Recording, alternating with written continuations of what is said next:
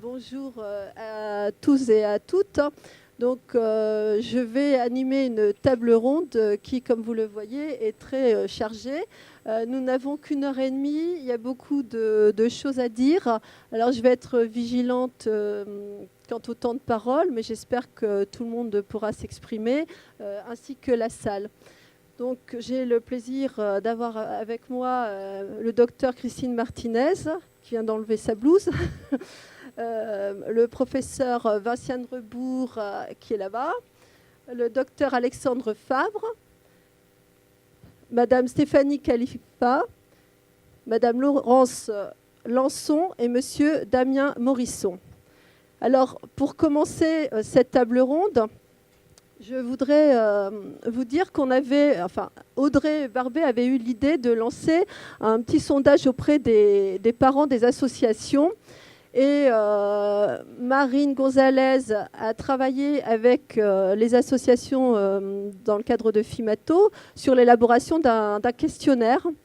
Et j'ai repris, moi, ce questionnaire. Enfin bref, ça a été un travail collaboratif qui est allé au-delà de nos espérances, puisqu'on pensait avoir une trentaine de réponses. Et en fait, nous avons été dépassés par la quantité de réponses et la qualité aussi des réponses. Donc aujourd'hui, entre les présentations et les témoignages, je présenterai de manière très visuelle quelques résultats, puisqu'on n'avait pas prévu de faire un topo sur le contenu de ça. C'est devenu une enquête, alors qu'on ne l'avait pas pensé comme une enquête, c'était plutôt un sondage. Voilà, je présenterai quelques analyses. Alors, ce n'est pas parfait, ça sera surtout du quantitatif à partir d'extraction qualitative. Vous allez voir comment je m'y suis prise. Mais j'interviendrai comme ça de manière ponctuelle avec quelques diapos. Donc, je vais commencer par montrer... Voilà, alors je remercie bien sûr les associations partenaires et tous les parents qui ont joué le jeu. Pour vous donner une idée des pathologies qui sont représentées, donc on a eu une participation très importante des parents d'enfants atteints d'atrésie de l'œsophage, alors qu'au départ, d'après Madame Armand, ils ne se sentaient pas concernés par un questionnaire FIMATO. Donc ça, c'est très intéressant aussi, parce que quand les données arrivaient, je ne voyais pas d'atrésie de l'œsophage. On était à peu près à 50 réponses, et je me dis, c'est bizarre, qu'est-ce qui se passe? Et après, ils sont arrivés en masse. Donc, vous voyez, 82 parents qui ont participé. On a pour l'hernie de Coupole, la PCH, Hirschsprung, les POC, le Vartel, le Grelcourt et autres. Voilà. Donc ça, c'est Marine qui a fait la catégorisation parce qu'on avait des précisions. Plus on a des réponses très très précises de la part des parents. Alors moi, je n'étais pas du tout spécialiste. Donc merci à Marine, ça vous donne une idée. Au niveau des cas sans diagnostic, on n'a pas beaucoup de cas. On en a 7 et peut-être qu'il y a même un doublon, ça c'est à vérifier. Mais voilà un peu les caractéristiques des participants. C'est tout ce qu'on peut dire. On ne peut pas dire combien il y a d'hommes, de femmes. On n'avait pas prévu de poser la question. C'est dommage. Mais vous avez le portrait finalement des répondants. Alors pour l'annonce du diagnostic, je vais donner la parole donc au docteur Martinez qui va nous présenter un diaporama. Vous pouvez faire échapper. En fait, vous entendez là? C'est celui-là en fait. On a travaillé sur l'annonce diagnostique en fait. Parce qu'on avait fait le constat lors de séances d'éducation thérapeutique, des séances de groupe, qu'il y avait une certaine colère chez les parents. Les séances de groupe, on sépare les enfants et les parents. Et je m'étais demandé si cette colère venait pas de l'annonce qui avait été mal faite, mal passée, mal réceptionnée. Donc on avait mené une enquête pendant donc 1 an auprès de 20 familles pour voir un petit peu comment ils avaient reçu nos annonces diagnostiques et qu'est-ce qu'ils auraient souhaité. Pourquoi c'était important de travailler sur cette thématique? C'est parce qu'en fait, de l'annonce l'annonce va enclencher en fait la qualité de la relation qui va aller derrière. Et la qualité de la relation, ça veut aussi dire ce qu'on va pouvoir faire passer comme message et puis aussi l'adhésion thérapeutique. Une fois qu'on a commencé à travailler sur le thème, on s'est rendu compte qu'il y avait beaucoup de publications, dont des recommandations HAS. Et après, des livres écrits par des psychologues. Mais les recommandations HAS, elles sont très très claires. Et elles ont, en fait, c'est des guidelines d'une annonce bien menée. Donc, je vais un petit peu vous détailler ce qu'on a conclu. Donc, qui réalise l'annonce ? Après cette enquête, en fait, on s'était rendu compte qu'il y avait parfois des ratés sur l'annonce, que des fois c'était le radiologue ou l'endoscopiste ou parfois l'interne. Or, en fait, en réalité, ce que souhaitent les familles, c'est que l'annonce soit faite par le médecin référent qui va accompagner l'enfant après. Ce moment d'annonce, en fait, il est très important parce que c'est aussi, on leur montre qu'on accorde de l'importance à qui ils sont et à ce qu'ils vont devenir. Donc c'est important que le médecin référent dégage du temps et s'assoie avec le patient. Le médecin référent, en fait, il doit y aller avec une autre personne. Donc c'est soit un interne qui va se former, qui va écouter, qui peut éventuellement parler et participer. Si vous voulez que les internes fassent des annonces, et ben dans ces cas-là, ils peuvent les faire, mais toujours avec le médecin référent à côté. Et nous, on a la chance d'avoir une infirmière d'éducation thérapeutique, et donc elle accompagne l'annonce. À qui doit-on annoncer ? Alors, ça, c'était le sujet le plus important qu'on a dégagé, c'est-à-dire qu'on est en pédiatrie. En pédiatrie, en fait, la personne malade, c'est l'enfant, pas les parents. Et on a tendance souvent, quand on fait une annonce diagnostique, à regarder les parents. En tout cas, ça peut se faire. On en est venu, en fait, les parents ont clairement dit, des parents d'enfants pas adolescents, c'est-à-dire que ça dépend où on place l'adolescent, mais c'est pour ça aussi qu'avant de faire une annonce, il faut connaître un peu le patient. Si l'enfant n'est pas adolescent et que c'est un enfant, les parents nous ont beaucoup reproché d'avoir annoncé au lit du malade en présence de l'enfant. Et en fait, c'est des parents qui se sont effondrés et qui nous en voulaient parce qu'en fait, ils n'avaient pas à ce moment-là été le parent, le rempart qu'ils voulaient pour leur enfant. Donc pour les enfants pas adolescents, il faut d'abord annoncer, prendre un temps d'annonce aux parents. On leur annonce, on leur explique, ils pleurent, on les laisse se refaire. Et puis une fois qu'ils ont repris cette force et cette confiance, on va annoncer le diagnostic au lit de l'enfant avec les parents à côté qui pourront soutenir leur enfant. Pour les adolescents, ce n'est pas tout à fait pareil parce qu'en fait, les adolescents, c'est eux, ils sont en phénomène de séparation de leurs parents. Ils nous en veulent si on fait une annonce, d'abord aux parents puis à eux. Donc en fait, si on fait une annonce, c'est d'abord à l'adolescent puis éventuellement aux parents. Et le mieux, c'est de faire ensemble, mais en ne parlant qu'à l'adolescent. Alors, après les 3 temps de l'annonce, c'est pareil, une annonce, on ne fait pas une annonce en se disant bah, « tiens, là on vient de m'appeler, je vais monter dans le service, je fais l'annonce ». Non, ça prend du temps, c'est-à-dire qu'il faut préparer la consultation d'annonce, il faut annoncer, et puis après il faut accompagner l'annonce. Donc préparer la consultation d'annonce, ça veut dire qu'il faut avoir relu le dossier, connaître des éléments de vie du patient, savoir en quelle classe il est, si les parents sont séparés, s'il y a une fratrie, s'il va à l'école, s'il fait du sport, ce que la maladie a entraîné en fait comme perte. L'histoire de la maladie, le projet de soins. Et aussi, pareil, on ne va pas annoncer une maladie sans savoir ce qu'on propose derrière. C'est-à-dire qu'on annonce. Une annonce, c'est toujours une rupture dans la vie de quelqu'un. Et donc, puisqu'on va faire cette rupture, il faut tout de suite donner une corde à laquelle se rattraper et donner un projet. Et il faut se mettre en condition. Alors, c'est pas facile. Ils nous ont dit c'est pas le moment, c'est pas le lieu. En fait, vous avez l'habitude de faire des annonces, c'est pas le moment pour nous non plus, et c'est pas le lieu forcément. Mais du coup, il faut se mettre en condition. Il faut être bienveillant, il faut être à l'écoute. Et puis, effectivement, chaque histoire est unique. Et ce topo, d'habitude, il est beaucoup plus long. J'avais retiré plein de citations, mais celle-là, j'aimerais quand même la garder. Parce qu'accompagner quelqu'un, ce n'est pas le précéder, ni lui indiquer la route, ni lui imposer un itinéraire, ni même connaître la direction qu'il va prendre. C'est marcher à ses côtés en le laissant libre de choisir son chemin et le rythme de son pas. Donc, ce n'est pas facile pour nous, médecins, parce que nous, on a quand même des projets pour nos patients. Et on veut les emmener quelque part. Et il faut quand même être conscient que plus on sera dur et directif, et peut-être que moins bien ça se passera. Alors, comment annoncer ? Idéalement, ça, c'est les recommandations HAS. Le matin, un jour de semaine, pas le vendredi. Il faut être disponible, sans éléments perturbateurs. Idéalement, il faut que le médecin soit assis en face du patient, sans bureau.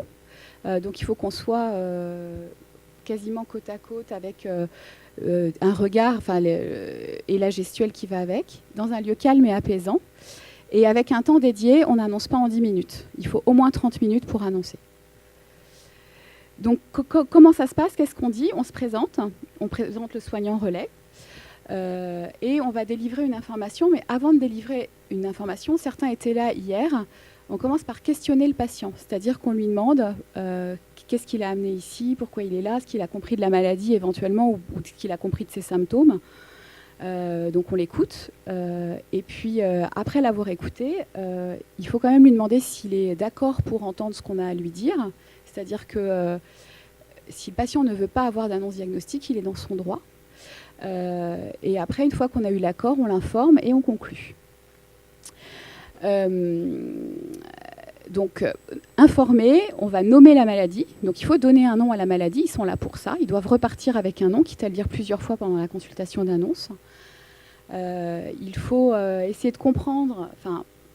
il ne faut pas que parler, c'est-à-dire qu'une fois qu'on a nommé la maladie, qu'on leur a dit, il faut essayer de voir ce qu'ils ont compris de la maladie. C'est-à-dire que moi, ça m'est arrivé de faire une annonce de maladie de Crohn, d'avoir essayé d'expliquer, et qu'à la fin, je demande, alors tu as compris? Il me dit, oui, c'est une maladie des poumons. Donc, bon, il faut vraiment essayer de les faire parler. Il n'y a pas que nous qui parlons pendant une annonce. On présente les solutions thérapeutiques, on répond aux inquiétudes et aux peurs, et puis on essaie de voir quelles sont les ressources, les parents, la famille, les amis, et on ouvre vers un espoir réaliste. Comme je vous ai dit, il y a une rupture, on redonne une corde à laquelle ils peuvent s'attraper.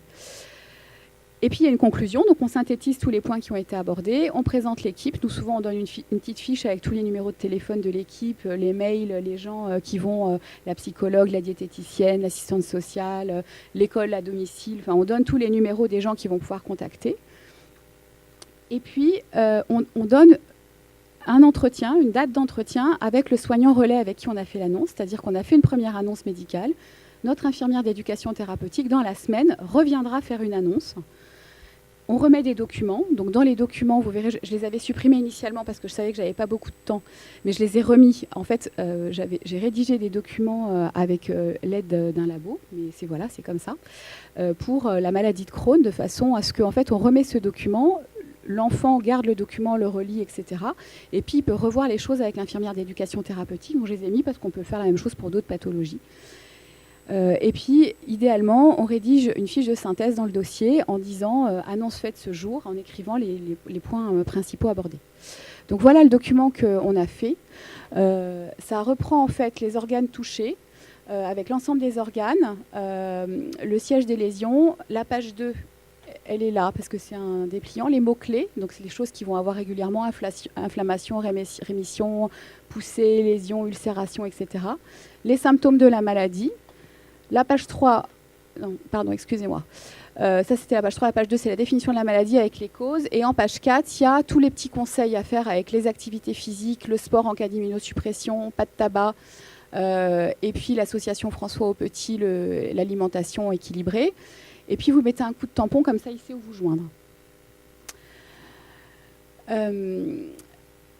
Donc, une fois qu'on a fait ça, je vous ai dit, première annonce, deuxième annonce, on remet les documents. Et puis, l'idéal, mais ça, on en a parlé hier, c'est d'organiser des séances d'éducation thérapeutique, idéalement en groupe, pour reprendre les choses et présenter et qu'ils se rendent compte, parce que ça, c'est très important aussi, qu'ils ne sont pas seuls.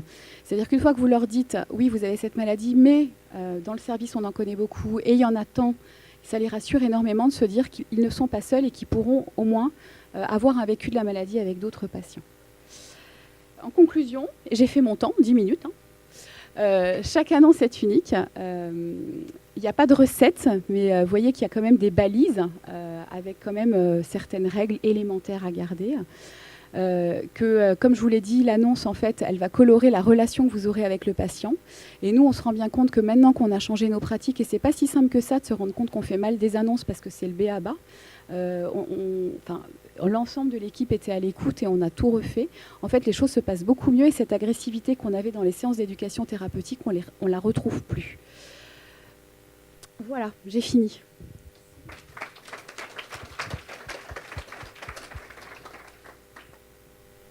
Voilà, super, merci. Bonjour, alors moi je vais vous parler de ma pratique. Je suis psychologue pour le centre de référence des hernies diaphragmatiques à l'hôpital de la Timone. Et donc je vais vous raconter un petit peu comment ça se passe et l'accompagnement psychologique qu'on propose. Alors, je vous ai mis juste 2 diapos sur le traumatisme psychique. J'étais obligée. Alors, bien sûr que n'importe quelle annonce, alors c'est vrai qu'il y a des annonces qui sont plus ou moins bien faites, vous avez raison, mais même quand c'est super bien fait, il n'en reste que ça fait traumatisme pour les familles. Et on entend par traumatisme, c'est une vraie effraction dans le psychisme. Hein. Les familles le racontent bien, il y a une rupture, une perte de continuité. Et c'est l'amygdale qui disjoncte, et en tout cas les relations entre l'amygdale et l'hippocampe dysfonctionnent au niveau neurophysiologique. Bon, je ne suis pas médecin, mais je sais qu'en tout cas, il y a des problèmes, voilà, dans les liens entre ces 2 zones-là. Et ça va expliquer après les réactions émotionnelles et en tout cas les difficultés que les familles vont rencontrer à plus ou moins court terme. Bon, je vous dirai ça après. Donc le traumatisme psychique, bien sûr que ça impacte donc la famille, les parents, mais l'ensemble de la cellule familiale. Hein, ça, c'est ce que vous disiez. Donc les troubles psychopathologiques qu'on va retrouver chez les familles qui ont eu des annonces sont assez importants. Vous voyez que pour le traumatisme primaire, c'est-à-dire l'annonce aux parents, dans mon cas, on retrouve à peu près 60% de troubles psychopathologiques, c'est-à-dire troubles de l'humeur, donc les troubles dépressifs, entre autres, les troubles anxieux, avec notamment le syndrome de stress post-traumatique, et d'autres troubles du comportement alimentaire, du sommeil. Alors le syndrome de stress post-traumatique, c'est un peu le trouble qu'on retrouve, en tout cas qui parle le plus en milieu hospitalier, mais même en post-hospitalier, et c'est un trouble dont les familles vont avoir beaucoup de difficultés à se défaire. C'est-à-dire on a fait une étude l'année dernière, même à 20 ans après, quand le trouble n'est pas pris en charge, les répercussions et les manifestations émotionnelles sont toujours là, toujours présentes. Donc voilà, donc au niveau du traumatisme primaire, c'est 60%, vous voyez que c'est important. Et au niveau du traumatisme par ricochet, c'est-à-dire que c'est l'annonce qui va être faite aux frères et sœurs, à l'oncle, à la tante, à la grand-mère, peu importe, hein, il y a 45 à 50% de troubles psychopathologiques par la suite. Donc c'est des taux, des pourcentages très importants qu'il faut qu'on prenne en considération et qui nous donnent une vision un peu à long terme de la prise en charge. Alors le bouleversement après l'annonce d'une maladie grave, quelle qu'elle soit, alors bien sûr qu'il y a le traumatisme dû à l'annonce, mais il va y avoir plein de problématiques et de secteurs touchés au niveau de la cellule familiale. Alors pour ma part, c'est vrai que c'est des annonces qui sont souvent faites en anténatal. Donc il y a la problématique de l'interruption médicale de grossesse qui est à prendre en considération. Et puis après, il va y avoir des difficultés au niveau de la communication, au niveau conjugal, au niveau des liens dans la famille. Alors au niveau des séparations, des deuils, si jamais c'est des accompagnements fin de vie, au niveau du développement de la parentalité, au niveau de la fratrie aussi, avec des problématiques bien spécifiques chez les frères et sœurs, au niveau du développement de l'enfant pur et dur, et puis plus tard au niveau de son intégration, de la vie quotidienne de manière générale. Donc c'est vrai que quand on parle de bouleversement, c'est un vrai bouleversement qui impacte toute la famille sur tous les pans de la vie, quoi. Donc l'accompagnement, à partir de là, on s'est dit, il faut effectivement penser l'accompagnement. On est obligé de le penser de façon pluridisciplinaire, c'est-à-dire qu'il faut les assistants sociaux, les médecins, il faut qu'on y soit tous, et puis il faut qu'on organise un peu, en tout cas qu'on prévienne toutes ces problématiques-là et qu'on les accompagne tout au long de leur parcours. En pratique, comment ça se passe ? Moi, les familles, je les rencontre dès l'annonce de la maladie. Alors, pour le psychologue, c'est un peu particulier. Nous, ça nous a permis un peu de démystifier un peu l'intervention du psychologue. Donc moi, généralement, où je les accueille carrément, ou c'est l'infirmière référente qui les accueille. Mais comme ça, c'est fait. Voilà, l'accueil est fait, on se présente, et puis ça rend les relations plus simples après, ça marche très bien.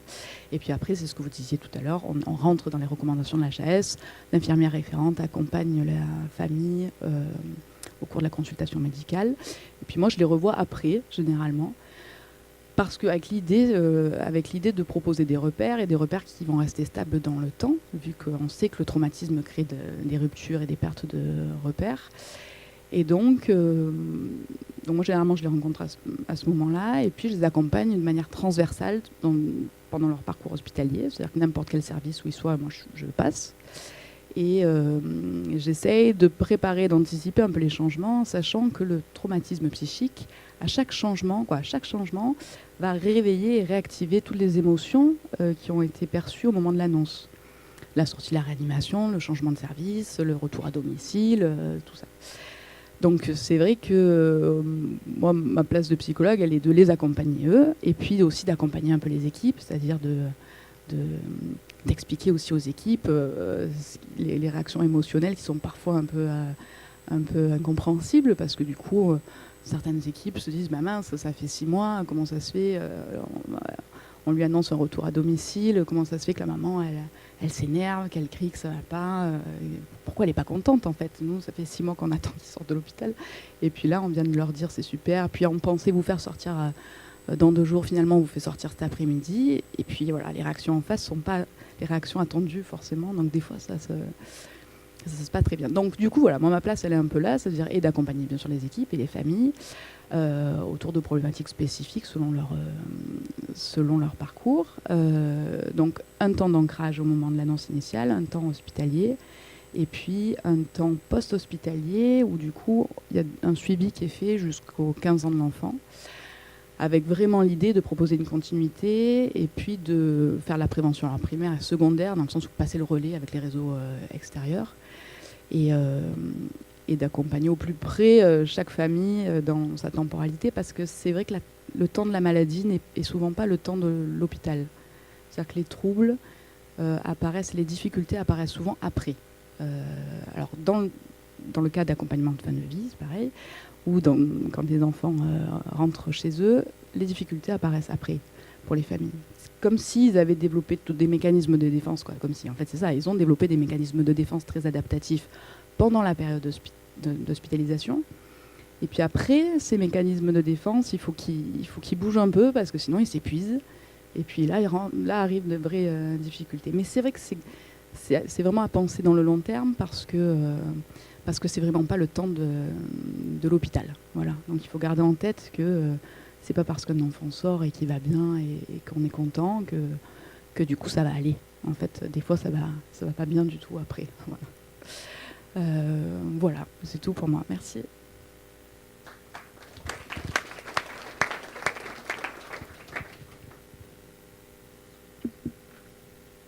Alors, je change un peu mon programme. Je vous propose, pour éviter qu'on ait 30 minutes où il n'y a que des gens qui parlent, de prendre des questions, là, quelques questions pour les personnes qui viennent de présenter.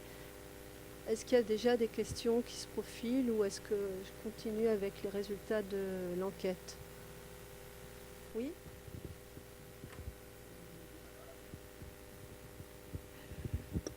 Oui, j'ai une question pour le docteur Martinez. Je trouve ça très intéressant, là, toutes les recommandations que vous avez indiquées dans vos slides. Et je voulais savoir si après vous les partagez, et comment c'est fait pour que ce soit peut-être implémenté de manière uniforme. Est-ce qu'il y a des actions qui sont menées sur ce plan, ou c'est juste pour vous un retour, partager votre expérience personnelle, mais qu'est-ce qu'on peut en faire derrière de tout ça? Nous, déjà, on a changé nos pratiques dans le service. Une fois qu'on s'est rendu compte que ça n'allait pas, on en a parlé, on a organisé un staff, tous les médecins étaient présents, et on a changé les choses, et on a mis en place la 2e consultation d'annonce avec l'infirmière d'éducation thérapeutique, et puis la première séance collective suite à l'annonce qui s'appelle Comprendre ma maladie. Et en fait, comme je le disais hier, souvent en fait, vous venez avec une idée de ce que vous allez faire, et puis les parents ils vous disent nous on veut juste savoir comment vivre avec la maladie, et c'est en fait un partage d'expérience. Après, on a communiqué aussi autour de ça sur plus du Crohn, avec des réunions, une à Paris, une à Marseille. Mais j'ai pas fait plus. Je vous cache pas que j'avais presque envie d'écrire un bouquin, en fait. Voilà. Et en fait, j'avais envie d'écrire un bouquin avec quelqu'un qui faisait de la BD, mais j'ai pas trouvé, avec des petites images rigolotes, mais j'ai pas encore trouvé. Mais c'est en train de maturer. Mais je l'ai pas fait. Alors, si des gens veulent se mettre avec moi, avec plaisir.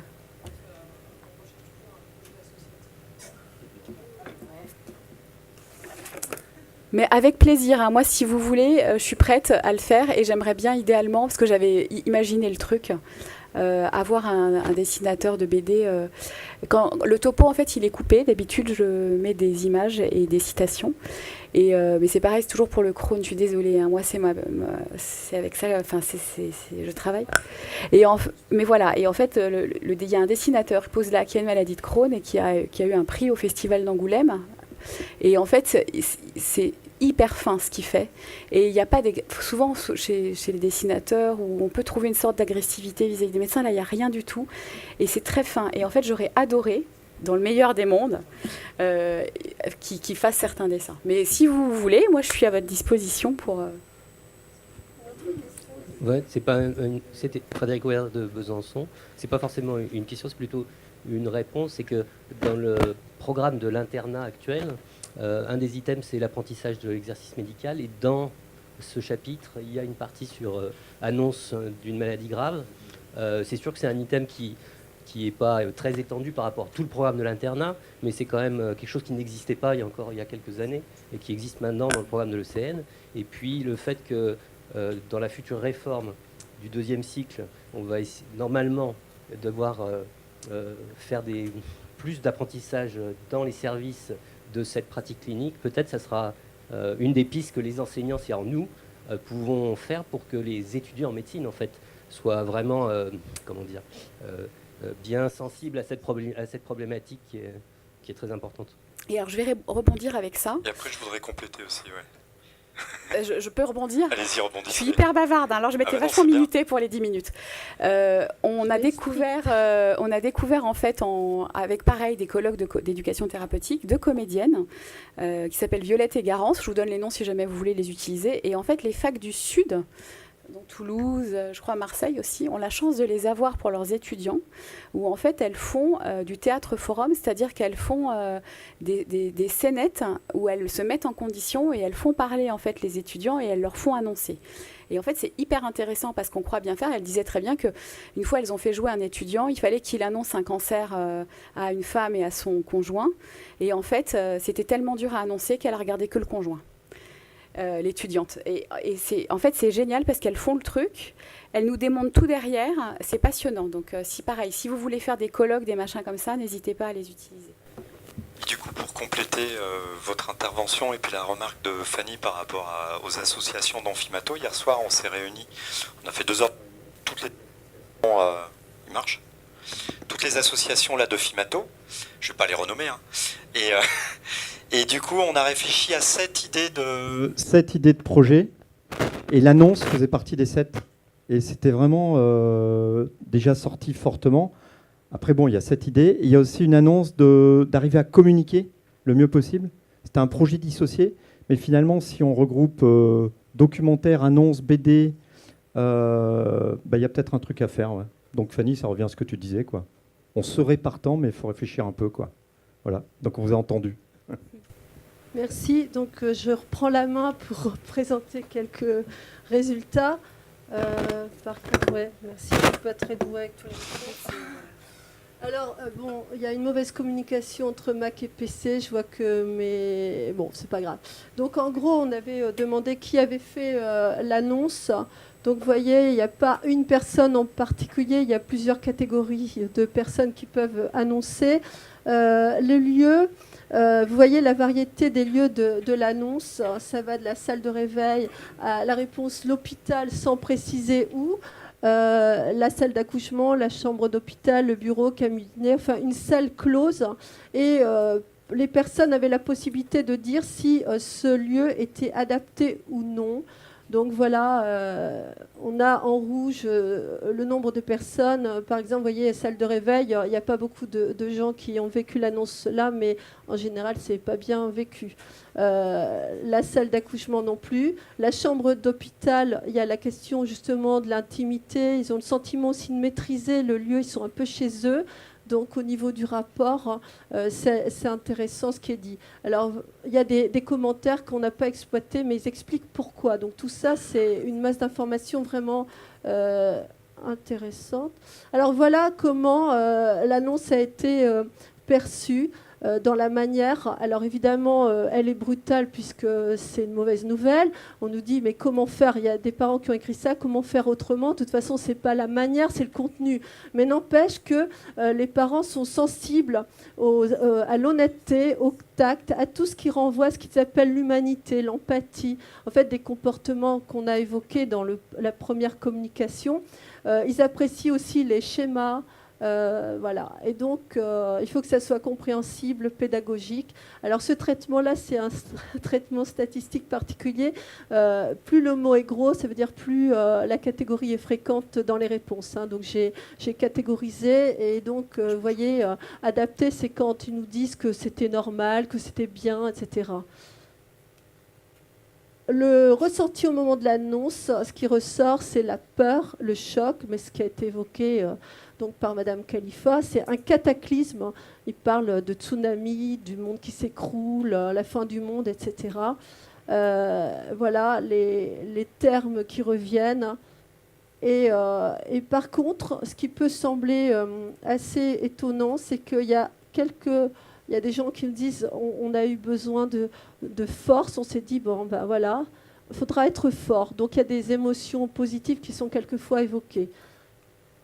Pour ce qui est de l'annonce d'un pronostic, ça ne concerne pas toutes les personnes. Hein, il y a 79 réponses. Il manque le 0, c'est 90% des personnes concernées. Donc c'est un soulagement pour certains. Et vous voyez, ça apparaît de manière très forte, mais vous retrouvez la peur. Vous avez quand même l'optimisme, la motivation à prendre les choses en main, donc à faire face. Et alors des paroles de parents à la question comment améliorer l'annonce du diagnostic et du pronostic. Il y a l'idée d'un professionnel qui fait preuve d'humanité, de disponibilité, ce qui est évoqué tout à l'heure, puisque en fait c'est un diagnostic qui est lourd. Il faut une rencontre qui se place sur le plan de l'humanité, la bienveillance, et ce sont des qualités qui sont aussi importantes que les soins techniques pour les parents. Et il y a une autre personne qui a dit que c'était un mauvais souvenir et qu'il y a une pratique finalement qui est assez maladroite de ramener la photo d'un bébé qu'on n'a pas vu mais qui est branché de partout. Voilà. J'ai extrait 2 citations. Donc comment améliorer? Donc il y a des gens qui sont satisfaits, qui disent qu'il n'y a rien de plus à faire. Mais sinon, on parle d'orienter vers les associations très rapidement, d'être disponible, ce qui était évoqué tout à l'heure, faire preuve d'humanité, d'avoir un psychologue qui participe à l'annonce. Et surtout, c'est le mot écoute, être écouté, entendu. La formation en communication, ça a été évoqué, mais finalement, on en parlait à l'instant, de donner les moyens aux personnes de se former pour faire cette annonce. Et aussi, moi, ce qui m'a frappé, c'est améliorer les connaissances des non-spécialistes. Parce qu'en fait, il y a des parents qui se retrouvent confrontés à un médecin qui détecte quelque chose, mais qui ne connaît rien de la maladie. Et donc ça, c'est revenu plusieurs fois. Alors, quand on demande quelles sont les sources de soutien après l'annonce et le diagnostic, donc ce qui est quand même rassurant, c'est qu'il y a toujours au moins une personne de l'hôpital qui est citée, mais il y a aussi des gens qui disent je n'ai pas eu d'aide spéciale, personne ne m'a aidé, la famille, le psychologue, le conjoint et les associations qui ont le vent en poupe. Alors, des fois, on nommait l'association, la présidente de l'association. Voilà, c'était soit l'association, soit une personne de l'association. Voilà ce qui est ressorti pour cette première partie. Voilà. Est-ce que vous voulez réagir à cette enquête ou est-ce qu'on enchaîne avec la question de l'errance ? Vinciane, est-ce que vous voulez réagir à ce qui vient d'être dit globalement ?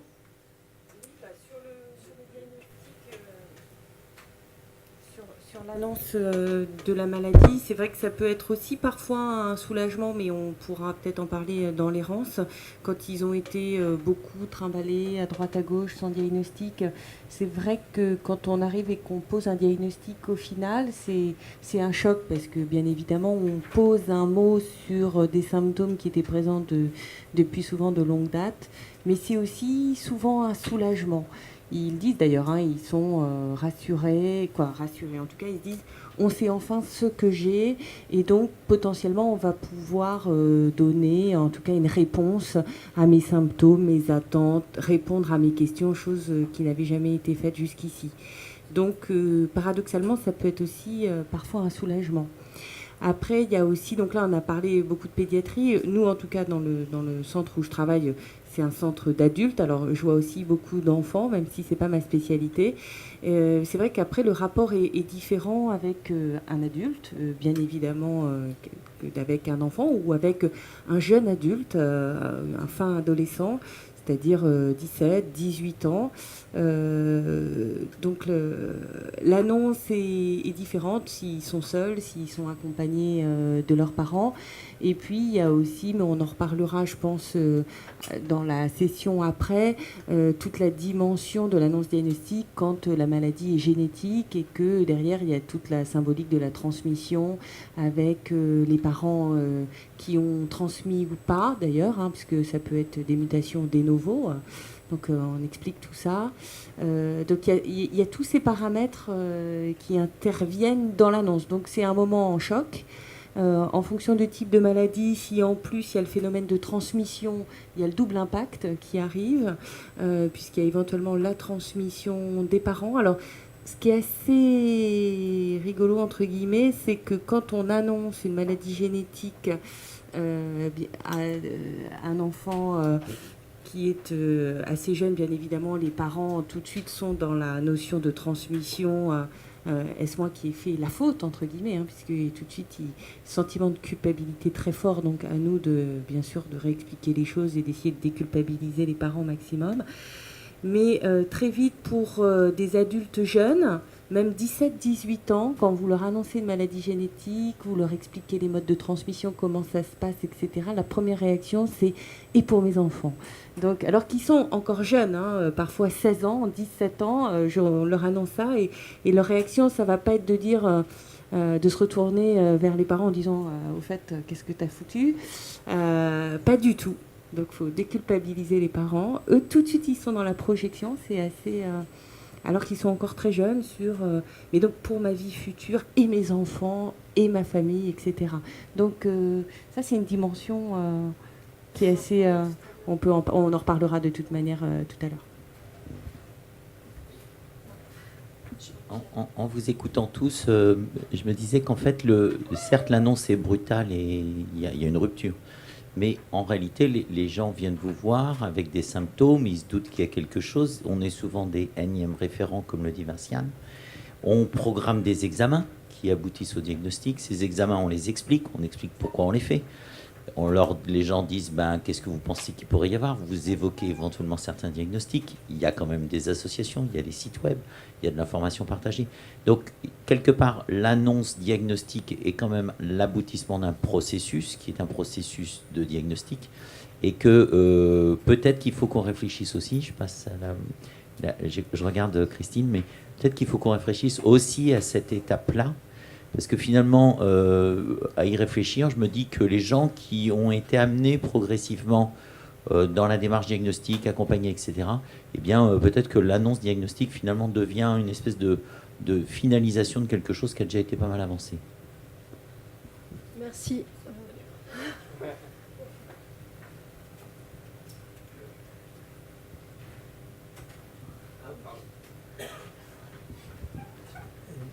Merci beaucoup. Ronnie Sfer, chirurgien pédiatre à Lille, qui a aussi une activité en anténatale. Et je rebondis sur la remarque de M. Hugo parce que j'ai été un peu étonné, enfin, pas étonné, mais j'attendais qu'on distingue clairement l'annonce diagnostique, je vais dire postnatale, avec des symptômes qui ont amené la famille ou le patient vers le médecin. Et cette autre catégorie qui nous concerne ici tous dans cette journée, c'est-à-dire beaucoup de diagnostics anténataux. J'ai l'impression que c'est quand même un peu différent et je pense qu'en effet, on se base sur les recommandations HAS et autres de la littérature. Et ça va beaucoup pour le postnatal, pour l'enfant adolescent, pour l'adulte. Je veux dire, penser que c'est une mauvaise nouvelle quand on voit un couple en anténatal.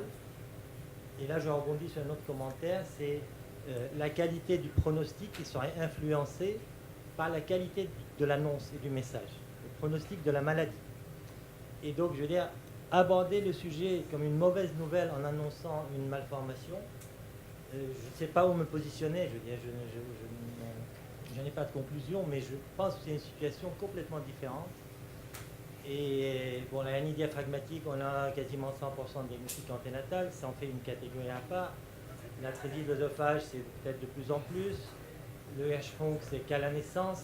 Je pense qu'il y a des situations très différentes et j'ai un peu peur de cette généralisation. Voilà, est-ce que je peux juste dire quelque chose? C'est effectivement très différent. Il n'empêche que même quand vous consultez parce que vous êtes malade, que vous avez des choses et que vous allez faire un examen, vous attendez pas à avoir une maladie chronique ou une maladie grave. Et j'ai retiré un des témoignages sur le diaporama, qui était le témoignage de Claude Boiron, qui est cancérologue, qui a fait une écho parce qu'il avait des douleurs abdominales depuis un certain temps. Et en fait, le radiologue lui explique qu'il a trouvé une masse qui ressemble à un cancer dans le ventre. Et en fait, il avait l'habitude des annonces et il y a eu un avant et un après, même s'il avait plein de symptômes. C'est-à-dire que, et ça n'a rien à voir, je suis d'accord, avec l'anténatal, mais les gens ne s'attendent pas, quand on fait tous les examens, à ce qu'on leur dise qu'il va y avoir une maladie chronique et que leur vie va changer. Encore une question. Oui, c'est une remarque, mais qui est dans la lignée de ce que vient de dire Ronnie. C'est vrai que là, il y avait dans les schémas, avec la force des mots et leur poids, dans votre travail d'analyse qualitative, bien sûr, vous allez distinguer sûrement des situations. C'est vrai que le prénatal et la naissance, c'est très particulier parce que le caractère brutal, il apparaît nettement parce que l'échographie de dépistage, il y a forcément à un moment donné l'échographiste qui va devoir dire qu'il y a quelque chose d'anormal sur le fœtus.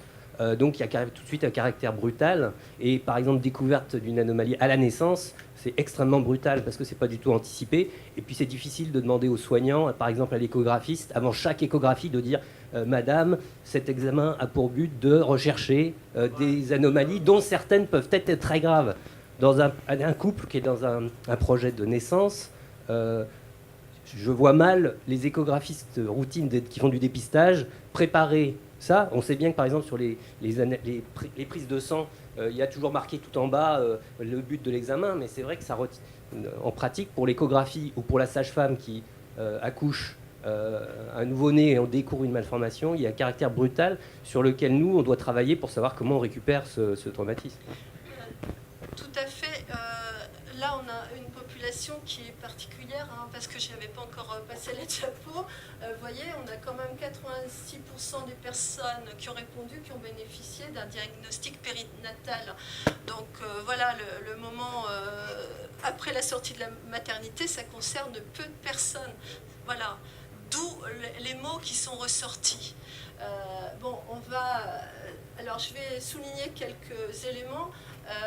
Pour ce qui est du temps et du nombre de consultations nécessaires au diagnostic, parmi les répondants, on voit qu'il y a plus d'un an pour 18%, plus de 5 consultations pour 22%, et au bout du compte, sur les cas où on a abouti à un diagnostic, il y a eu quand même 30% d'erreurs diagnostiques. Donc ça, c'est des chiffres. Bon, j'ai pas trop le temps de passer sur tous les camemberts, mais j'ai mis en avant quelques chiffres. Pour ce qui est de l'errance diagnostique, on n'a pas beaucoup de cas. Il y en a quand même 4 pour lesquels il y a déjà plus de 10 consultations et un cas pour plus de 3 années de recherche. Voilà, on a 47% de pronostics inconnus parmi les cas où on a abouti à un diagnostic dans l'échantillon. Alors ça me donne l'occasion de donner la parole à Madame Lançon pour un témoignage. Non. Il marche moins bien pour l'enregistrement, on m'avait dit. Il marche bien. C'est bon, ça marche. Donc je suis la maman d'un jeune homme de 21 ans qui a une POAC, qui est né à 34 semaines de grossesse en naissance provoquée parce que j'avais une toxémie gravidique. Et enfin, j'ai fait une toxémie gravidique avec albumine, tension et diabète gestationnel. Donc Gwendal, dès petit, a toujours eu des petit problème de santé, on va dire, mais le principal problème, c'était une difficulté à éliminer. Donc ça a été comme ça, tant bien que mal. Il est né donc en janvier 97, ça a été comme ça tant bien que mal jusqu'en août 99, où son transit s'est totalement bloqué. Donc il y a eu une première hospitalisation à ce moment-là, avec des explorations telles que ça se faisait, où on n'a pas eu de diagnostic, où il a été mis sous Forlax, où il a été mis, voilà, il y a eu opacification, il y a eu tout ça, et où il a eu, on l'a mis sous Normacol. En fait, il fallait lui faire des Normacol quotidiens, des Normacol adultes. Et ensuite, il y a eu 0 sel spontané jusqu'à l'âge de 8 ans. Et excusez-moi. Et donc, eh bien, à chaque fois, on nous disait que ça allait se régler quand il serait plus grand, qu'on a vraiment tapé à toutes les portes. J'ai une image très nette, c'est d'avoir mon petit ballon de chiffon de fils sous le bras et d'aller chez tous les gastro-entérologues de France et de Navarre, où on nous disait en gros que c'était dans sa tête, voire dans la mienne. Quand vous dites il y a 12 semaines que mon fils n'a pas eu de sel, on vous regarde comme si vous étiez cinglé. Quand vous faites voilà, des temps de transit et que les éléments ne ressortent jamais, ou que vous faites des scintigraphies coliques et que les marqueurs s'éteignent avant qu'ils arrivent à la moitié du côlon, ce type de choses. Donc on a duré tant bien que mal, et puis un jour, quand Gwen avait 13 ans, pardon, mon fils avait 13 ans, un gastro-entérologue de l'hôpital Nord à Marseille a dit mais peut-être ce serait une pouaque. Et moi j'avais jamais entendu parler de la pouaque. J'ai chopé le mot au vol, je l'ai gardé très fort en me disant c'est quoi ce nom, faut pas que j'oublie, j'ai rien pour noter, enfin bon. Je suis arrivée dans ma voiture, je l'ai noté, je suis rentrée chez moi, j'ai cherché sur internet, j'ai dit ah ouais, il y a des trucs qui ressemblent tellement. Gwen avait un très gros retard statio-pondéral. À 15 ans, il faisait 29 kilos, il n'avait pas eu de puberté. Et donc, il avait 13 ans, j'entends ce mot, je rentre chez moi, je trouve le numéro de l'association des pouaques. J'appelle, je tombe sur Madame Guedin qui était la présidente et je lui dis je ne sais pas pourquoi je vous appelle, d'ailleurs je crois que je vais raccrocher et je remercierai jamais assez cette personne de m'avoir rattrapé aux branches en me disant non, vous raccrochez pas, vous m'expliquez. Et à partir de ce moment-là, on n'a plus été tout seul, on n'avait pas de diagnostic, toujours pas. On commençait depuis 2 ans, donc quand il avait 13 ans, à nous dire que c'était certainement une maladie, une pathologie mal étiquetée du système digestif, mais que bon voilà, Gwendal mangeait tant bien que mal, donc voilà, c'était pas dramatique. Pourtant la situation au quotidien l'était dramatique. Donc on a rencontré pour le coup Manon qui est là, puisqu'on habite Marseille et qu'elle habite Cassis et que l'orientation l'association nous a orientés vers elle. Elle est devenue quelque part la marraine pouaque de mon fils, de qui elle est très proche, et je la remercie d'ailleurs. Et puis on a continué comme ça, on a rencontré les médecins qui avaient suivi Manon, qui étaient démunis aussi par rapport à Gwen. Il a été hospitalisé 10 jours ici, quand il avait 15 ans, où on a évacué 4 kilos de sel pyreuse au bloc, enfin tous ces types de choses. Et puis on continuait. Il a passé son bac, tant bien que mal. Et puis sa santé s'est nettement dégradée. C'est-à-dire qu'il a chuté en poids il y a 1 an et demi. Il est descendu à 44 kilos pour 1m73. Parce qu'il avait eu l'entéral à l'adolescence qui a fini par lui déclencher la puberté et lui a permis de grandir. Et à ce moment-là, il a été décidé de lui faire une première stomie, une colostomie, qui s'est avérée catastrophique parce que il continuait à stocker et s'était bloqué dans ses intestins. Ensuite, une iléostomie de protection. Ensuite, une remise en continuité. Mais surtout, ce qui s'est passé lors de la première stomie, c'est qu'il y a eu enfin des biopsies profondes et que les biopsies profondes ont révélé une pouaque primaire avec atteinte de l'estomac, du grêle et du côlon. Et on a eu le diagnostic donc quelques jours après ses 20 ans. La première hospitalisation, vous voyez, donc c'était août 99. Le vrai diagnostic, février 2017. Et donc ça s'est passé dans le bureau du chirurgien. Je rebondis sur l'annonce parce que c'est important aussi. Moi, il y a très longtemps, quelque part, que je savais que c'était une poique, même si on nous disait vraisemblablement aussi qu'il y a probablement de la mucoviscidose digestive parce qu'il est positif au test à la sueur, mais négatif aux mutations connues. Et donc on était dans le bureau du chirurgien. Il y avait le bureau entre nous. C'est vrai que c'est pas cool. Il y avait l'écran de l'ordinateur entre nous, c'est pas cool non plus. Surtout qu'elle a dit j'ai les résultats, elle l'a retourné et elle nous a fait lire les résultats de la NAPAT. Voilà. Je ne vous cacherai pas que j'ai éclaté de rire. Il y a eu du soulagement, mais j'ai surtout eu envie, je vous le dis, comme je l'ai ressenti, envie de lui encastrer la tête dans l'écran. Voilà.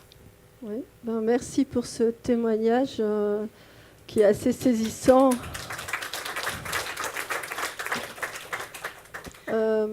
Je suis vraiment très gênée parce que je vais devoir passer à un autre témoignage et en fait, franchement, c'est difficile parce que je pense qu'à travers votre parcours, on retrouve des éléments intéressants, des situations qui amènent finalement à faire des examens, je ne vais pas dire par hasard, mais qui n'avaient pas été faits avant. Donc, c'est...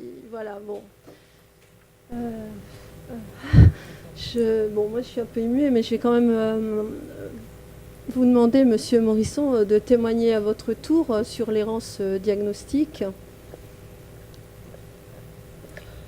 Alors, pour ma part, c'est donc une hernie diaphragmatique. Donc, dans ce cas-là, le diagnostic, il était bien établi. Il n'y avait pas de problème là-dessus. En ce qui concerne l'annonce qui a été faite, donc c'était le gynécologue de ma femme qui a soupçonné une hernie diaphragmatique, qui nous a envoyé ensuite vers un échographe pour confirmer le diagnostic. Même s'il n'y a eu que 3 jours qui se sont déroulés entre le moment du rendez-vous gynécologue et le rendez-vous avec l'échographe, c'est 3 jours où on se pose énormément de questions, où on se rapproche de la source d'information qui est à notre disposition, donc Internet, où on peut voir à boire et à manger dessus. Donc c'est une certaine peur qui grandit jusqu'au jour où vraiment on obtient donc le diagnostic qui a été suivi d'un premier pronostic. Et c'est là qu'on voit que l'annonce est effectivement très important, car on a vraiment tous les sens qui sont en éveil, on est très attentif, on observe tous les détails, et c'est un moment qui est extrêmement douloureux, surtout lorsqu'il est accompagné d'un premier pronostic. Dans le cadre de la hernie, comme l'a souligné le docteur Ken ce matin, donc la mesure, le pronostic est basé sur le LHR, qui lui-même est une mesure donc uniquement morphologique. Donc ça donne une tendance, mais on peut se poser aussi quelques questions sur, on va dire, la fiabilité de la mesure sur la hernie. Et nous, dans notre cas, c'était une hernie qui était de mauvais pronostics. Ensuite, donc au niveau du suivi, il y a eu quand même différentes mesures. On a eu un autre résultat qui nous donnait un pronostic modéré. Donc là, pareil, il y a eu une sorte d'ascenseur émotionnel en nous disant on passe d'un pire cas à un petit soulagement, même si ça reste relativement important et relativement douloureux. Et après, une autre mesure qui a été confirmée avec l'IRM pour avoir, on va dire, la fiabilité, où derrière, on est revenu effectivement sur un pronostic qui était négatif. Donc derrière, c'est vrai qu'en tant que parent, passer à travers toutes ces étapes est extrêmement compliqué et extrêmement dur, car pour nous, voir le verre d'un moitié plein ou le verre à moitié vide, un pronostic négatif et modéré, ça reste relativement très important. Très important, et ce sont vraiment des étapes qui sont très difficiles, notamment pour la suite de la grossesse, parce que la hernie est détectée suffisamment tôt, on était à 26 ou 28 semaines aménorrhées de mémoire, donc il reste quand même pas mal de temps jusqu'à l'accouchement, où là on se pose des questions, même si on nous présente le panel de possibilités qui s'offrent à nous, on a décidé de continuer la grossesse, mais c'est quelque chose qui derrière est dur psychologiquement, même si on nous recommande de vivre comme on le vivait avant, mais on ne le vit pas vraiment comme on était, mais on ne va pas se renfermer ni rien. Donc c'est un moment qui est extrêmement compliqué, extrêmement dur, voilà, surtout que dans notre cas, notre petite est décédée peu après la naissance, donc voilà, c'était un événement qui était tragique, d'autant plus dur à accepter, Mais derrière, voilà, l'accompagnement vis-à-vis donc, des spécialistes et associatifs, l'association Apédia, apporte vraiment un grand soutien et permet vraiment d'accompagner les parents de façon à pouvoir rendre le moins pénible possible ces différentes étapes. Ce mois, ces quelques mois qui sont durs dans la vie de parents. Merci pour votre témoignage et vous soulignez encore une fois, je pense qu'on peut applaudir dans vos deux témoignages, vous insistez beaucoup sur le soutien apporté par les associations. Finalement, c'est intéressant de voir qu'elles développent une expertise qui vient compléter celle des médecins et tout ne peut pas se faire non plus à l'hôpital. Donc, c'est intéressant. On a eu un échange informel où vous m'avez dit finalement qu'il fallait penser aussi l'accompagnement après et que ça serait peut-être un sujet aussi. On n'a pas trop le temps de le développer aujourd'hui, mais bien au-delà de l'annonce du diagnostic et du pronostic, comment on accompagne dans le temps. Est-ce que vous voulez réagir à ces deux témoignages ? Question au fond. Alors, c'est moi qui cours. C'est une réaction en complément, mais de ce qui a déjà été dit un peu là par Fred Aubert et Ronnie, c'est que je suis d'accord qu'en prénatal, les choses se posent quand même différemment parce que le diagnostic, il est presque toujours certain, pas toujours, mais le pronostic, il est très souvent présomptif et très présomptif par rapport à ce qui peut se passer en post-natal. Et ce qui fait que quand on a mis, on en a discuté là tout à l'heure, bénéfice du diagnostic prénatal, il n'est pas si évident que ça qu'en termes de charge de traumatisme, en l'occurrence, c'est moins d'anticipation de ce qui pourrait arriver ou ne pas, soit un vrai bénéfice. Autant dans l'hernie de coupole, en termes de gestion postnatale du patient, ça permet de les faire naître indoor, à l'intérieur plutôt qu'à l'extérieur, et donc d'améliorer la prise en charge médicale. Mais pour beaucoup de ces diagnostics, il n'est pas certain que ce qu'on fait comme bien est supérieur à ce qu'il faut porter comme angoisse, comme anxiété pendant des mois, jusqu'à voir cet enfant qui peut-être sera ou ne sera pas ce qu'on a essayé de prédire. En tout cas, le travail sur l'IRM et sur ce qu'on fait, c'est essayer d'être au plus proche possible de la vérité. Mais cette part d'incertitude, elle est colossale, il faut la porter très longtemps, et c'est très difficile. Je répondrai qu'on a déposé un projet autour du diagnostic anténatal et postnatal à l'appel SHS de la Fondation Maladies Rares, et nous nous sommes fait jeter, mais on a un autre fonds qui nous permettra d'amorcer une étude concernant l'atrésie de l'œsophage, parce qu'effectivement, le diagnostic anténatal peut générer du stress et avoir un impact sur la grossesse. En même temps, on dit que ça peut aider à mieux préparer, mais on ne peut pas trancher, donc on n'a pas orienté notre hypothèse. Voilà. Si je peux juste compléter, on a fait une étude sur la hernie diaphragmatique, donc sur le syndrome de stress post-traumatique, avec cette idée-là, pour voir en fait, parce que c'est vrai qu'on a l'idée que ça permet de se préparer. En fait, il n'y a aucun lien significatif entre que l'annonce soit faite en anténatal ou postnatal. Hein. Les seuls facteurs qui sont significatifs et parlants, c'est la qualité de l'écoute et de la relation avec l'équipe. Voilà. Mais il n'y a pas tout ça. Oui. Pardon, Jean-Pierre.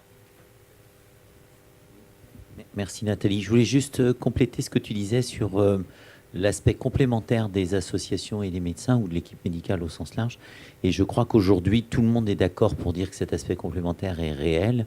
Et je crois que tous les médecins ont la conscience que donner l'information qu'il existe des associations de malades, ça fait partie du job. Et que je ne pense pas qu'il y ait beaucoup d'oubli. Enfin, probablement, hein, comme toujours, on n'est jamais parfait. Par contre, tout le monde ne va pas vers les associations de malades. Il y en a beaucoup qui restent sur l'entrée de l'association en regardant les sites web, en prenant l'information. Et puis certains vont aller plus loin. Mais je crois qu'indéniablement, c'est passé dans les mœurs de dire que l'association de malades a un rôle complémentaire qui est accepté par les médecins. On le voit bien dans Fimato, hein, le partenariat marche super bien. Donc, sans trop la commenter, voilà, préoccupation pour l'avenir, une fois qu'on a posé le diagnostic et le pronostic, ce qui sort dans les réponses des personnes, c'est l'importance pour la vie future. Donc on rêve pour son enfant d'une vie normale, sociale, l'autonomie, une vie intime. En fait, c'est toutes ces préoccupations-là qui ressortent. Donc le mot vie, il est au cœur de mon cœur. Donc avec ces préoccupations aussi concernant l'évolution de la maladie dans le futur, le suivi adulte. Il y a aussi la question des séquelles que j'ai mis dans la rubrique santé.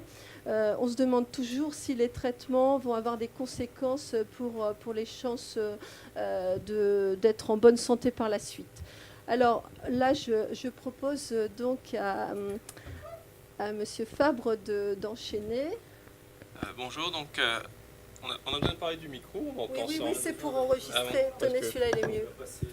Est-ce que celui-là marche Bonjour, donc Alexandre Favre, moi je suis gastro-entérologue sur Marseille.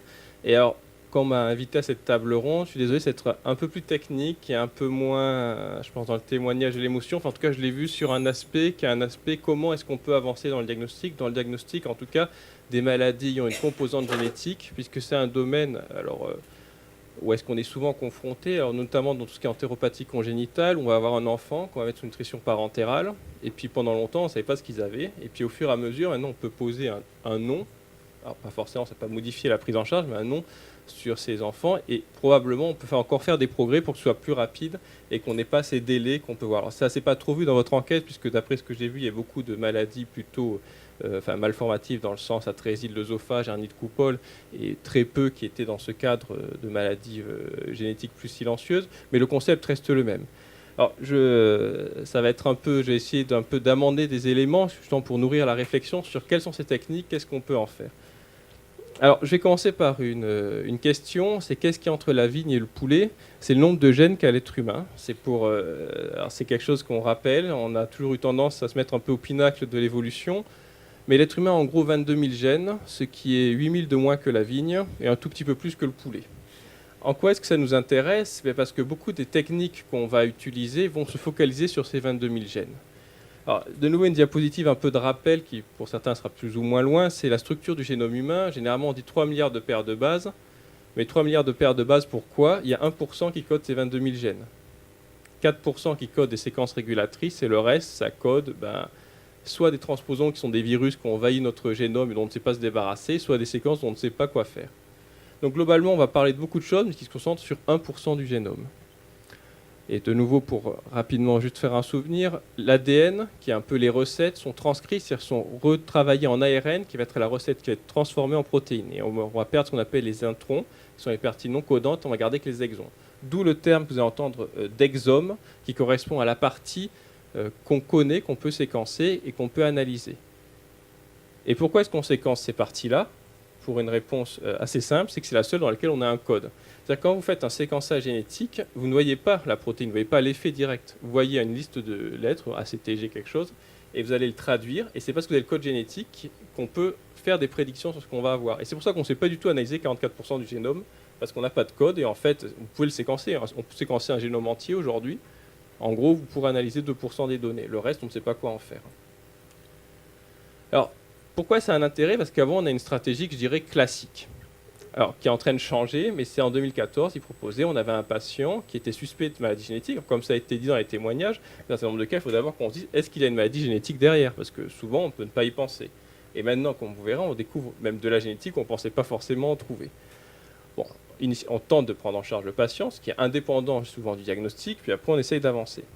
Et donc, on faisait ce qu'on appelle un test d'un gène dans Sanger, qui était l'ancienne technique, on séquençait un gène. Donc, on faisait un pari, on disait, ce patient, je pense qu'il a une maladie, on va prendre une dysplasie épithéliale, et donc il faut séquencer le gène EPCAM. Bon, ça marche, on était content, on avait un diagnostic, on avait un élément sur lequel s'appuyer, on pouvait rendre un diagnostic. Bon, le plus souvent, ça ne marchait pas, et donc on passait à un deuxième gène. Puis le plus souvent, ça ne marchait toujours pas, et puis bon, j'ai pas mis le cheminement, mais on pouvait continuer, ainsi de suite, un certain temps. L'intérêt étant d'avoir un diagnostic génétique qui aurait pu permettre, ce qui n'est pas toujours le cas, d'optimiser la prise en charge clinique, ou même dans un certain nombre de cas, enfin en tout cas c'est le vécu que j'ai, quand on donne aux gens quelque chose qui ne va pas changer fondamentalement la prise en charge, mais qui savent à quoi c'est dû et un peu à quoi se rattacher, souvent c'est un élément important. Donc c'est vraiment quelque chose qui pouvait permettre d'avancer. Alors pourquoi ça ne marchait pas bien? Parce que si vous regardez bien, on séquence 3 gènes, il y en a 22 000. Alors, de soi qu'on est un peu sérieux, tous ne sont pas égaux face aux maladies, mais enfin, globalement, ce n'est pas la technique la plus efficace pour être rapidement au diagnostic. Alors, qu'est-ce qui est arrivé? C'est qu'au tournant des années 2010, c'est arrivé ce qu'on appelle le séquençage au débit. Alors, au débit, c'est-à-dire, c'est pas l'Internet, c'est-à-dire que simplement, on séquence beaucoup de gènes d'un coup, voire on séquence tous les gènes d'un coup, voire on séquence tout le génome d'un coup. Et à partir de là, ça fait qu'on ne se pose plus la même question. C'est relié dans une espèce d'économie de restriction de pauvreté. C'est-à-dire qu'en gros, on ne peut faire que quelques techniques. On a le moyen technique, ce qu'on verra après dans les limites, mais de faire tout d'un coup. Et dans ce cas, en fait, on peut espérer arriver plus vite au diagnostic. Alors, aujourd'hui, qu'est-ce qu'on fait? On peut séquencer des panels de gènes. C'est en gros des gènes que l'on sait qui vont donner un phénotype. Ça peut aller de 100 à 200 à 300 ou à plusieurs milliers de gènes, ou tout. C'est ce qu'on appelle le séquençage d'exome, où là, vous séquencez tous les gènes connus. C'est quelque chose qui est fait en routine. Aujourd'hui, plusieurs millions d'individus sur Terre ont eu un séquençage d'exome. C'est vraiment une technique qui est pas, qui est au point, alors qui par contre a un certain nombre de complexités que je vais soulever après. Alors, est-ce que ça marche en clinique? Il y a des études qui ont pris des patients plus ou moins tout venant sans diagnostic. Et en gros, alors ça c'est des noms d'études, mais ce qui est intéressant, c'est de voir qu'on arrive au fait qu'on a 30% de diagnostic par ces techniques de séquençage ou de panel ou au débit. Alors 30%, ça paraît à la fois peu, mais c'est largement plus que ce qu'on avait sans les techniques, par les techniques conventionnelles, qui nécessitaient en fait un peu d'avoir un bon phénotype et d'arriver rapidement au bon gène. Ça a également mis en évidence que 5 à 10% des patients ont 2 maladies. C'est-à-dire qu'en fait, on a un principe en médecine qui s'appelle le rasoir d'Occam, qui explique qu'il ne faut pas multiplier inutilement les facteurs d'explication. En gros, on aime être uniciste, c'est-à-dire que quand on a des symptômes, on aime bien qu'ils soient tous reliés à une seule maladie. Dans au moins 5 à 10% des cas, c'est faux, c'est-à-dire que le phénotype observé est un phénotype de composite de 2 maladies. Alors c'est d'autant plus évident que les enfants, enfin en tout cas les patients, sont issus d'unions consanguines qui ont tendance à favoriser l'émergence de maladies autosomiques récessives. Alors, ça a aussi un autre intérêt, mais j'ai mis en deuxième partie, c'est en recherche, mais qui revient vers la clinique. C'est-à-dire qu'en fait, alors, là, je vais mettre 2 exemples sur les diarrhées congénitales et après les POAC. Les listes de gènes ne sont pas exhaustives, parce que ça change tout le temps et vous ne pouvez pas être là, mais l'idée, c'est de s'apercevoir pour les diarrhées congénitales, quand elles ont été décrites et quand on a trouvé le gène responsable. Vous voyez qu'il y a des délais qui ont été assez colossaux. La diarrhée chlorique congénitale a été décrite en 1945, le gène a été connu 51 ans après. Bon, cependant, c'est un diagnostic biochimiquement relativement aisé. Mais tous les derniers diagnostics qui ont été faits, toutes les dernières maladies qui ont été décrites, par exemple le décide en TTC7A, qui a été formellement décrit, authentifié en 2013, ont été par exome. Alors pour quelle raison? C'est aussi parce que les effectifs de ces maladies sont beaucoup plus rares. C'est-à-dire qu'en fait, les pathologies qui touchaient relativement, on a maladie rare, beaucoup de patients ont été trouvés sans ces techniques-là, mais dès qu'on arrive à des maladies qui touchent 4 à 5 patients, par exemple le déficit du NC45K qui a été décrit en travail collaboratif avec plusieurs équipes en France, pour l'instant il y a 4 patients décrits. Donc ce qui veut dire que c'est des maladies dans lesquelles les effectifs sont extrêmement rares, qui a aussi un impact inverse, c'est-à-dire qu'on ne peut pas dire grand-chose aux gens qu'on a fait le diagnostic, puisque en fait la totalité des connaissances qu'on a, c'est l'histoire du patient que vous avez en face de vous. Enfin, c'est aussi une problématique qu'on a. Souvent on nous dit oui, mais qu'est-ce que ça va donner? Moi j'ai de la patiente quand je suis sur Marseille qui a cette maladie-là, qui a 25 ans, je dis le patient le plus âgé c'est vous. Donc l'évolution à long terme, on la voit se décrire sous nos yeux. C'est-à-dire que c'est quelque chose où est-ce qu'on n'a pas aussi les connaissances qu'on peut avoir dans d'autres pathologies. Alors, dans les pseudo-occlusions intestinales chroniques type myopathie avec mégavéssie, c'est encore plus flagrant puisque la quasi-totalité des gènes incriminés dans ces tableaux-là l'ont été depuis l'avènement du séquençage au débit. C'est-à-dire qu'il y a vraiment un aspect où est-ce que ces techniques permettent d'avancer en recherche, qui vont permettre de favoriser le diagnostic, puisque en fait, si vous faites un exome à quelqu'un et que vous ne trouvez pas des gènes connus, vous ne pouvez rien rendre. C'est-à-dire que si vous n'avez pas déjà des maladies qui sont décrites, vous allez trouver des tonnes de variants. Dans cette salle, si je fais un exome à qui que ce soit, je vais trouver au bas mot 25 000 variants relativement rares. Et même si je suis un peu stringent, je vais en trouver un bon millier qui peuvent être responsables de maladies. C'est-à-dire que veut dire qu'on ne peut pas automatique, parce qu'on a tous beaucoup de variabilité. Et donc, il faut s'appuyer sur des connaissances qui sont également les connaissances de bibliographie, les connaissances de description. Ces choses qui vont donc très vite. Donc ces techniques, en tout cas, sont performantes et probablement modifier notre façon de prendre en charge, puisqu'elles vont permettre d'arriver des fois plus vite à mettre un nom sur des maladies. Alors, c'est un champ assez mouvant. Dans certains, il y a beaucoup de papiers qui sortent, notamment des équipes aux États-Unis, qui proposent même de l'implémenter en réanimation néonatale, dans le cas où est-ce qu'on a un bébé qui a une naître qui ne va pas très bien, pour pouvoir le séquencer très vite, en quelques jours. Alors après, c'est des choses qui sont très jolies sur le papier, qui sont beaucoup plus difficiles à mettre en place en pratique, parce que, il faut les laboratoires, il faut les automates, il faut les fonds, les gens capables d'analyser ces données. Parce qu'en gros, si vous regardez sur Internet, un exome, c'est 1 000 €. Ça peut même descendre à 500 €. Donc on se dit que c'est pas très cher, mais ça, c'est les résultats bruts. Vous avez une disquette avec 40 000, 300 000 variants. Donc après, ça, il faut en faire quelque chose. Et c'est quelque chose qui est long et qui est plus complexe. Et donc après, il faut savoir comment avancer. Il faut aussi voir, alors, moi, je suis toute nature optimiste, je trouve que c'est un outil fabuleux, mais il y a quand même 70% de cas sans diagnostic de pathologie suspecte d'être génétique. C'est-à-dire que c'est pas le tout non, c'est-à-dire que c'est des gens qu'on avait pris en disant ces patients ont probablement une maladie génétique, en 70% des cas, on ne trouve pas. Pourquoi ? Parce qu'il y a ce que j'appelle, moi, un peu pour l'instant, la matière noire de l'hérédité. En tout cas, la nouvelle frontière qui va apparaître, c'est être les variants introniques, dans cette partie qu'on ne sait pas traduire. Tout cet ADN non codant, ça, on n'a pas de clé, donc en fait, on n'en fait rien. Et à ce qu'on découvre de plus en plus, ce qu'on appelle les mutations somatiques, c'est-à-dire le fait que notre génome, en fait, si vous analysez toutes vos cellules, n'ont pas du tout le même code génétique. C'est-à-dire qu'elles accumulent toutes au fur et à mesure des divisions, des anomalies. Et probablement dans certains cas, ces anomalies post-zygotiques, après la fécondation, peuvent être probablement responsables d'un certain nombre de maladies. Et ça, pour l'instant, on ne sait pas encore les analyser. On a du mal, et quelques cas où ça a été montré. Comme je l'ai dit, il y a beaucoup de problèmes d'interprétation des variants. C'est-à-dire qu'en fait, vous avez beaucoup de variants. Alors, vous avez les cas faciles, faciles entre guillemets, vous avez un phénotype qui correspond, vous trouvez 2 mutations dans un gène qui correspond, qui sont des mutations prédites comme étant perte de fonction. Bon, je veux dire, en 10 minutes, vous avez rendu votre analyse. Si vous connaissez bien, vous avez les cas difficiles où c'est du dominant, c'est-à-dire avec une pénétrance incomplète, c'est-à-dire que des gens peuvent avoir la maladie, un variant sans être malade, et là, c'est beaucoup plus compliqué. Il faut d'autres arguments. Ce qui veut dire que ce n'est pas forcément la panacée.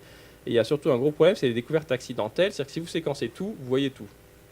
Et si vous voulez chercher, vous pouvez trouver, par exemple, si quelqu'un est porteur d'une mutation de BRCA1 ou 2 qui sont responsables donc, de facteurs de risque de cancer, vous pouvez le trouver si vous avez fait un exome. Et la question, c'est est-ce que vous le rendez ou pas ?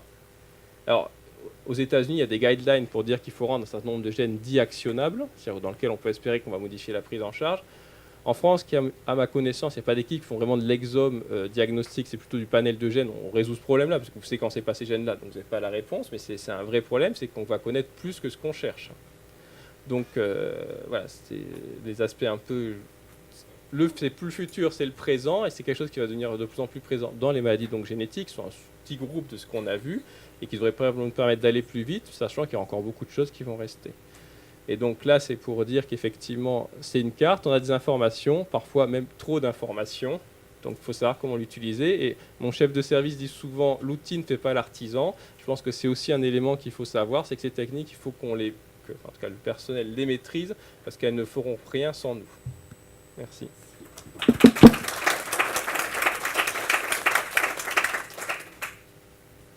Alors, vous pouvez réagir tout de suite. Je vais faire un micro.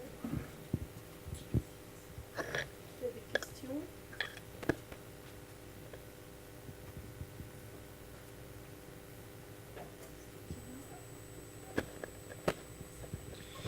Une question pratique.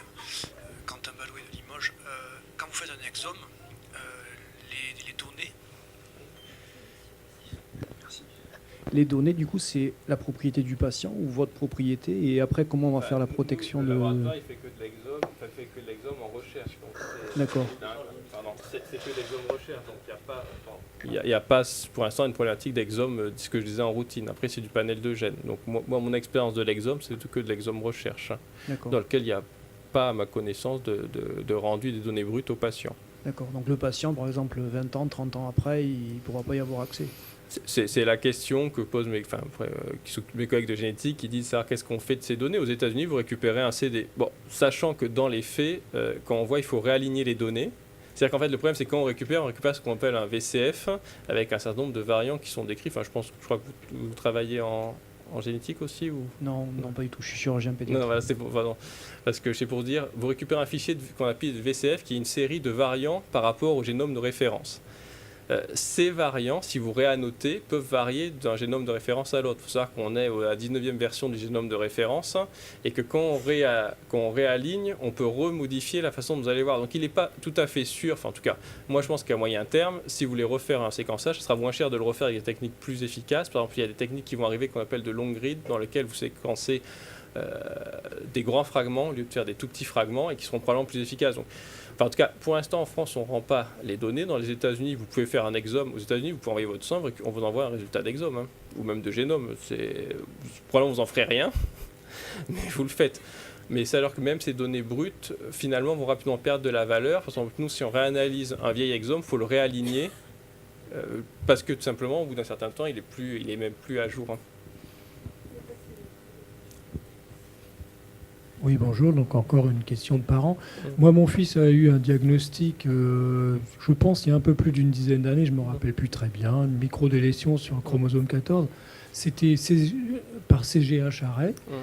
Donc ça veut dire que c'est intéressant d'y revenir avec des choses plus pointues ou... Non, alors en fait, là, moi je suis parti, c'est effectivement, on se rapproche de plus en plus. Avant l'exome, on a eu la CGH arrêt, qui a beaucoup changé, parce qu'en fait, dans les variations génétiques, vous avez plusieurs niveaux de différence. Vous pouvez avoir des pertes de morceaux de chromosomes entiers, et ça, on a pu le voir très tôt. Par exemple, un exemple typique, c'est certaines délétions, style 22q11, tout ça, on n'a pas attendu d'avoir ces techniques-là. En faisant un karyotype standard, on le voyait. Le CGH arrêt, ça a permis d'être plus précis. Donc, a priori, ça dépend de la précision, mais ce qu'on a vu, c'est que ça a apporté une délétion d'un certain nombre de lésions, et ça a été montré. Donc, on ne sera pas plus précis. Par contre, là, c'était pour toutes les anomalies de quelques bases qu'on ne pouvait pas voir par les techniques pangénomiques. C'est-à-dire, quand vous faites un karyotype, vous voyez les 46 chromosomes alignés, mais vous voyez à une échelle, c'est un peu comme quand vous voyez les photos de Thomas Pesquet de l'espace, vous voyez le pays, mais si vous voulez voir l'adresse sur une porte, il faut faire de l'exome. Donc en fait, c'est une différence d'échelle. Mais si vous avez un variant en CGH, il y a peu en tout cas, sauf s'il y a des choses particulières, mais il n'y a probablement pas d'intérêt d'un exome supplémentaire.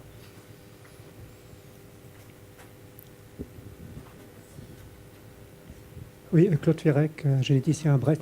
Enfin, on a une expérience un peu différente sur les exomes. On les a rendus, nous, sur des exomes que l'on a fait dans le cadre du Grand Ouest, financé par les ARS, sur des trios qui avaient des déficiences intellectuelles, et quand réellement il y avait des pertes de fonction et des diagnostics qui ne posaient pas de problème. Il y a eu une partie de recherche, mais il y a une partie aussi où on est revenu vers les malades. Non, ce que je veux dire, on a rendu des résultats qu'on trouvait. Ce qu'on n'a pas rendu, c'est le fichier brut avec les VCF. Non, je suis d'accord avec vous. L'objectif, c'est d'en rendre un résultat. Simplement, mon connaissant, je ne connais pas de laboratoire génétique qui donne un CD, puisque ça correspond à ça, un DVD avec les VCF aux patients. C'est ce que je crois que c'était votre question.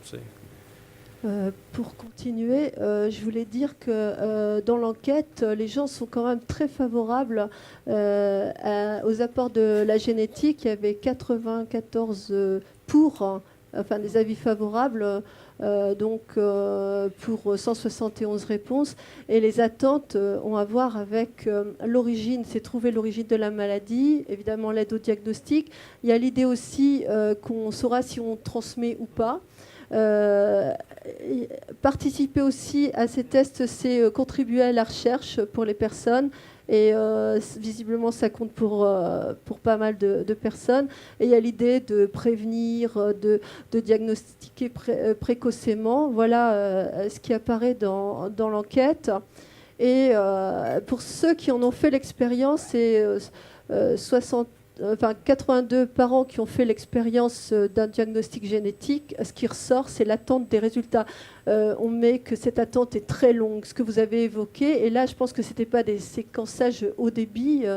J'ai pas l'info. Je pense que les gens ne savent même pas ce qui a été fait. Ils nous parlent de certains gestes médicaux, d'amniosynthèse, de choriosynthèse, de prise de sang, mais jamais ils nous disent quel type de séquençage. Je pense que c'est pas connu des gens. Et pour eux, il y a un frein, c'est la limite de la recherche aussi. Il n'y a pas de réponse quelquefois.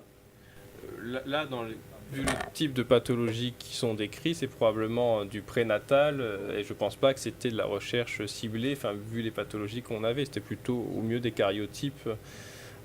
Après, actuellement, la génétique, en même temps, c'est toujours très long. Alors après, on pourrait discuter de l'accélérer. Techniquement, certaines équipes qui publient vous disent qu'on peut rendre, au début, on pouvait rendre un résultat en 3 jours. Bon, ça, c'est des équipes de recherche qui font tout pour pouvoir le rendre rapidement. Et dans les faits, on se heurte au mur comme nous, qu'il faut du personnel, qu'il faut tout. Mais c'est sûr qu'on n'aura jamais un truc, enfin, pour l'instant, en tout cas, dans les années proches, vous n'aurez pas de résultat en mettant votre goutte de sang et en ayant le résultat 30 secondes après. Mais du coup, je trouvais, moi qui n'y connaissais rien, votre exposé assez intéressant parce que finalement, on peut trouver plein de choses, mais il faut savoir ce qu'on cherche. Et du coup, je pense qu'il faudrait communiquer, trouver des moyens de communiquer aux parents qui ont beaucoup d'espoir sur ce que c'est finalement le diagnostic génétique. Après, quand on leur a demandé ce que ça pouvait changer concrètement dans la vie, pour eux, c'est toujours en savoir plus sur la maladie. Il y a beaucoup d'espoir pour l'amélioration de la prise en charge et toujours cette question de la transmission. Et ce qui ressort aussi, c'est la possibilité de faire des choix éclairés dans la vie. Par exemple, il y a le mot avortement qui est sorti dans certaines réponses. En tout cas, faire des choix en connaissance de cause à partir de ces diagnostics. Mais il y a aussi la peur que ça soit exploité par les assurances. C'est ressorti plusieurs fois. Donc il y a des questions éthiques qui ont été soulevées par les parents dans ce questionnaire. Alors, il ne reste plus beaucoup de temps. Peut-être je peux prendre 1 ou 2 réactions parce qu'on arrive à 14h30, mais nous avons commencé un petit peu après 13h, donc on va prendre les 5 minutes. Est-ce qu'il y a quelqu'un qui veut réagir à l'ensemble de ce qui a été dit ou au dernier exposé ? On peut prendre 1 ou 2 réactions ou vous gardez un peu d'énergie pour la prochaine table.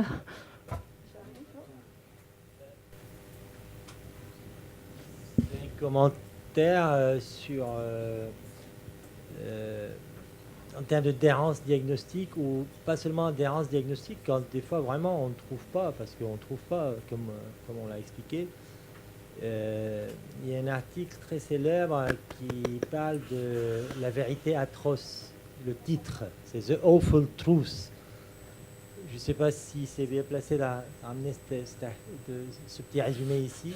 C'est une maman qui allait avec sa petite fille chez la généticienne qui la suivait, qui avait plus de 15 ans, la gamine, et toujours pas de diagnostic certain ou précis, ni aucune piste. Puis un jour, elle arrive au cabinet, il y avait la remplaçante qui était là, qui, dès qu'elle a vu l'enfant, elle s'est souvenue d'une photo qu'elle a vue dans un livre, et ils ont fait le nécessaire pour confirmer le diagnostic.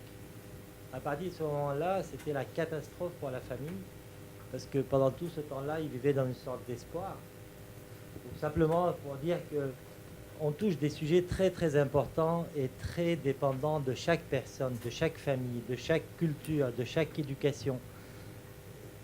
Simplement, je pense qu'il faut garder à l'esprit beaucoup d'adaptation au cas par cas. Savoir qui on a en face, utiliser les termes adéquats pour la même pathologie en fonction des gens qui sont de la famille, de leur histoire, prendre ce temps-là, et je pense que c'est très important. Merci, je propose de terminer sur cette réaction. Et je vous remercie, je suis désolée d'avoir été au taquet, mais bon, on avait convenu de passer 1h30. Vous avez joué le jeu, merci beaucoup à vous tous et toutes.